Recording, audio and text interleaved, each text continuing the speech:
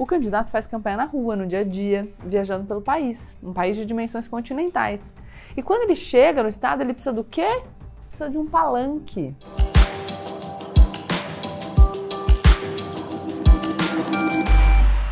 Olá, pessoal! Como eu sempre digo, menos no último vídeo, porque eu estava um pouco nervosa a partir do minuto 13. Mas é isso, menos emoção e mais razão. Aproveita, se inscreve no canal, deixa o seu like e compartilha esse vídeo com seus amigos, porque eu posso ficar brava com você, né?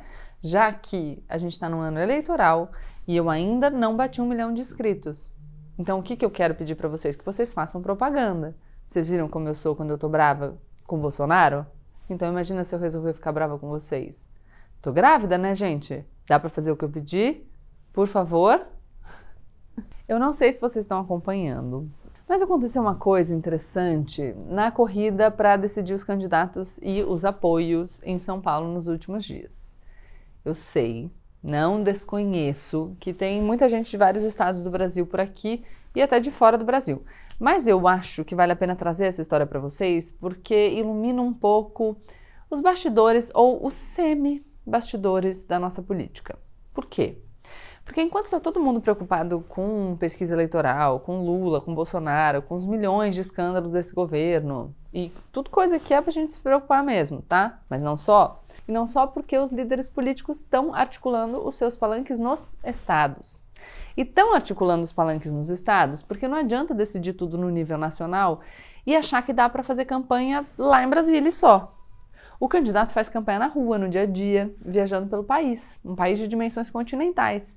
E quando ele chega no estado, ele precisa do quê? Precisa de um palanque. E para conseguir esse palanque, ele precisa negociar estado por estado com os líderes locais. Outra costura é a das alianças. PT, PL, MDB e todos os outros estão costurando alianças em corridas estaduais para fazer dobradinha com a candidatura presidencial.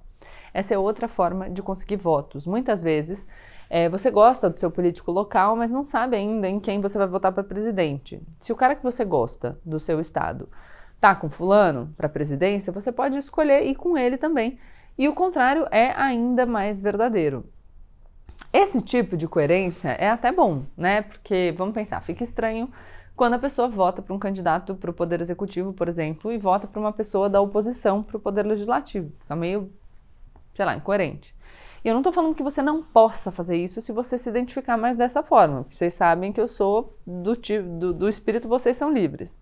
Você pode, mas você tem que saber que esses seus dois candidatos, se eleitos, muito provavelmente vão se estranhar. E os projetos de um que você apoiava podem entrar em choque, provavelmente entrarão em choque com os projetos do outro. Bom, em São Paulo, o maior colégio eleitoral do país, as costuras são importantíssimas, porque é o maior colégio eleitoral do país. Os candidatos mais competitivos no momento, segundo as pesquisas, são 3. O ex-prefeito da cidade de São Paulo e ex-candidato à presidência da República, Fernando Haddad, do PT, o atual governador Rodrigo Garcia, do PSDB, e o ex-ministro da Infraestrutura do governo Bolsonaro, Tarcísio de Freitas, do Republicano. O ex-governador Márcio França, do PSB, também estava nessa disputa, mas parece ter saído e a gente já vai explicar o porquê. No momento, tô falando de pesquisa, tá? O ex-prefeito Fernando Haddad tá na frente, mas ele enfrenta bastante rejeição também. Então ainda tem muita coisa para acontecer, porque tem tempo até a eleição. A gente sempre fala isso, pesquisa é uma imagem do hoje. As candidaturas concomitantes do Haddad e do Márcio França ao governo de São Paulo criavam um problema. Qual? PT e PSB são aliados na corrida nacional, com Lula na cabeça de chapa e o Geraldo Alckmin, atualmente do PSB, como vice. Aliás, essa dupla que era improvável até pouco tempo atrás, foi aproximada exatamente pelo Haddad e pelo França, que viram potencial nessa dobradinha. Aí fica muito esquisito uma coligação nacional ser rival numa eleição tão importante quanto o governo de São Paulo. Pode ocorrer? Pode ocorrer. PT e PSB não fizeram uma federação, eles são apenas aliados. Aliás, para quem tiver dúvida o que é federação, tem vídeo aqui no canal, tá? É só procurar. Mas fica esquisito e pode ser contraproducente. Afinal, vamos lá, se os dois permanecem candidatos, né, o Haddad e o França, o Lula e o Alckmin chegam em São Paulo para fazer campanha, eles vão para o palanque de quem? Entendendo? Então, o Haddad e o França estavam nessa disputa interna para ver quem se viabilizava. O Haddad tinha a seu favor as pesquisas, afinal, ele foi candidato à presidência do PT em 2018 e o nome dele ficou muito conhecido. E o Márcio França estava tentando buscar aliados que o ajudassem a dar peso para sua candidatura. Galera ali na disputa. E nessa busca, Márcio França foi atrás de quem? Do PSD, do Gilberto Kassab. E aí, meus amigos, se vocês querem uma pessoa interessante na política brasileira, é o Kassab. E quando eu falo interessante, eu não estou falando nem em tom positivo, nem em tom negativo. Mas o cara sabe operar a política como ninguém. O homem era ministro do governo Dilma. O governo Dilma levou um impeachment e o Kassab nem arrumou a mesa, tá? Continuou exatamente onde ele estava, seguiu sendo ministro do Temer. É um talento, não é não? Bom, o apoio do PSD é muito importante para qualquer um, porque eles têm acesso a uma bolada de fundo eleitoral. A gente já vai falar mais de fundo eleitoral aqui no canal, então fiquem ligados nos próximos vídeos. Além disso, o PSD é um partido capilarizado com muitos palanques estaduais, boa bancada no Congresso, um aliado, portanto, a ser cortejado. E o Kassab, presidente e idealizador do partido, sabe disso. Então ele se deixa ser cortejado, né? Política é jogo de sedução, pessoal. O Kassab estava ali, moço, desejado, cheio de predicados, e os candidatos em volta dele ali, tentando ver quem descola esse date. O Lula também tentou trazer o PSD para o lado dele logo de início, mas não deu muito certo. Por que não deu certo? Minha visão aqui. Porque quanto mais tempo seu partido se faz de difícil, mais ele consegue cobrar quando ele finalmente escolhe um lado. Já falei muito disso aqui. É a mesma lógica que a gente mencionou aqui sobre o Centrão. O Centrão tá com o Bolsonaro, correto? E a gente recentemente fez um vídeo falando sobre dinâmicas do poder. Então, se você é o Centrão ali no Legislativo e você tem um Executivo fraco, o teu poder de barganha aumenta, saca? Então, se você vê a viabilidade de eleger alguém que sentado na cadeira é enfraquecido, não tem tanta habilidade política, isso pode ser uma vantagem para você, porque isso pode te dar mais poder de barganha. Além disso, tem a questão de se você fica nesse grupinho aqui, sabe, tipo, nossa, eu tô com esse grupo, eu gosto muito desse grupo, eu sou leal a esse grupo, para você pular para outro barco é mais caro, entendeu? Porque, mas como assim, vou trair o meu grupo? Não, peraí, você precisa me oferecer algo muito bom, né? Porque, poxa... Então, mesmo com toda a cara de que aquele barquinho vai fazer água, você pode fazer essa jogada. Vocês acham mesmo que se o Lula ganhar, o Centrão vai ficar de fora? Vai nada, né, Brasil? Mas como ele estava com outro candidato, tem aquela coisa da cobrança para mudar de lado, tal, fazer um mise-en-scène. Para o PSD, não valia tanto a pena declarar um lado lá no começo do ano. Cada dia que passa, que vai ficando mais perto da eleição e os candidatos vão ficando mais nervosos e com vontade de ganhar, o preço do apoio aumenta. E eu não estou falando aqui de coisas pouco republicanas só, tá? Não estou falando só disso.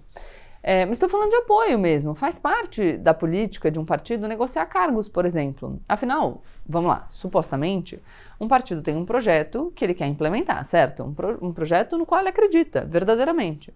Se esse partido ganha mais espaço numa composição de governo, ele tem mais oportunidade de implementar suas ideias e as ideias dos eleitores que o elegeram por conta dessas ideias que eles comunicam. Então não é necessariamente errado, embora na prática essa ideia possa e seja muito pervertida, a gente sabe. O Márcio França estava tentando trazer o PSD para o lado dele em São Paulo para ver se, com um apoio forte desses, ele conseguia se impor como o candidato único do lado PT-PSB, certo? Mas nós descobrimos semana passada que ele não conseguiu.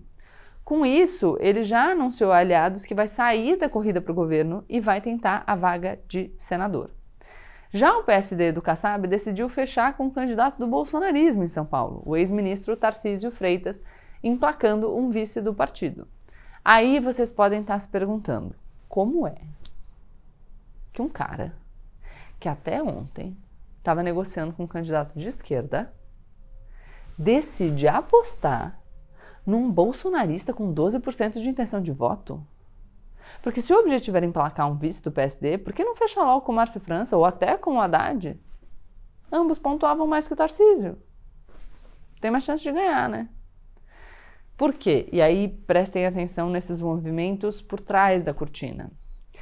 Ganhar a eleição não necessariamente é o objetivo de todo mundo na política. Como assim? Pois é. Tem gente que entra numa eleição para conquistar um cargo e tem gente que entra para conquistar poder. E poder, gente, não é necessariamente cargo. No mesmo vídeo que eu falei sobre dinâmica de poder, eu falei do palhaço e do dono do circo. Vocês acham o quê? Que quem toca o apito? Presta atenção, galera. Não necessariamente é a pessoa que está lá fazendo show. Lembra, o palhaço faz o show. Quem ganha o dinheiro do ingresso é o dono do circo. Vamos pensar junto. O PSD vai continuar sendo um aliado cobiçado, agora ou daqui a 6 meses. Se por acaso o Haddad vencer em São Paulo ou o Lula vencer na presidencial, eles vão ter interesse em trazer o PSD para perto. E quem ele apoiou na eleição para governador de São Paulo, que nesse cenário hipotético teria perdido, fica absolutamente irrelevante. Na política, quase sempre, o importante é o futuro, o daqui para frente. Menos que você seja o João Dória, né? Porque aí o passado, ele volta. Afinal, a Alckmin tá aí, né? Quase sentado no Palácio do Jaburu para provar, meus amigos, que a vingança é um prato que se come frio e que só desfaz laço para sempre. O brigador do Twitter. Porque a galera tá lá conversando. Só que, e aí continuemos nesse cenário hipotético, se o PSD não estava com o governo eleito desde o começo, esse governo eleito precisa agora montar uma bancada favorável no Congresso ou na Alesp, que é a Assembleia Legislativa aqui de São Paulo, o legislativo do Estado, ele vai estar mais inclinado a pagar o preço que o PSD quiser, em cargos, em influência. Se você não abre as cartas desde o começo, o teu preço pode subir. Então, se o Tarcísio ganhar em São Paulo, o PSD tem o vice. Se perder, negocia um apoio caro a quem ganhar. É simples. O mesmo vale na eleição presidencial. Se o PSD nacionalmente fica neutro ou apoia o Bolsonaro, o que eu acho menos provável, porque ele tem palanques estaduais contrários a candidatos do bolsonarismo, como por exemplo em Minas Gerais, se o Bolsonaro acaba levando, ele fica de boa com o governo. Se o vencedor for o Lula vai ter todo o interesse de negociar com o Kassab. Eu nem me surpreenderia se a tal mesa de ministro que o Kassab tem prontinha para ele lá na esplanada continuar lá, tá? Aconteça o que acontecer. Fica ali. Para fazer uma citação, a democracia é uma delícia, né? Tem muito roteirista de cinema que não pensava numas histórias boas dessas. Eu não tô fazendo julgamento de valor, se esses movimentos são bons, se são corretos, nem nada. Eu só quero pontuar para vocês prestarem atenção no que acontece por trás das cortinas do circo que a gente assiste. Tchau, tchau. Deixa seu like, se inscreve no canal e compartilhe o vídeo com seus amigos.